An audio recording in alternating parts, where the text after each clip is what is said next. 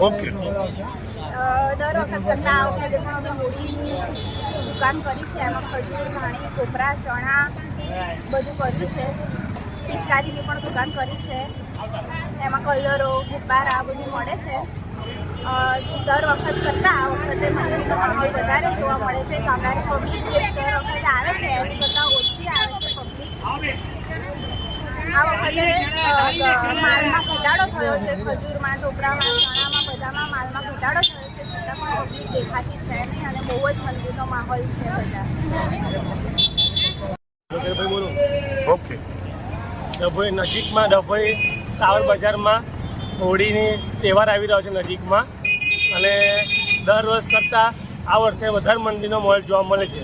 ખજૂર, કોપરા બધા ભાવમાં ઘટાડો હોવા છતાં પણ ડભોઈ ગામમાં મંદિરનો મોલ જોવા મળે છે. આજે હોળીના 2 દિવસ બાકી હોવા છતાં પણ ડભોઈ ગામમાં પબ્લિક રવિવાર જેવો મોલ દેખવામાં આવે છે. સન્નાટો છાઈ ગયો છે અને ઘરાકીમાં બિલકુલ પણ દેખાતું નથી. અને અગાઉમાં એવું લાગી રહ્યું છે કે માલના પણ રૂપિયા થાય એવું દેખાતું નથી. તો તમારી શું એ છે રજૂઆત તો કંઈ કહ્યું, જે ખેડૂતોને જે પાકમાં નુકસાન થયું છે વરસાદના લીધે, એના લીધે અછત દેખાઈ રહી છે. ખેડૂતો જોડે રૂપિયા જ નથી.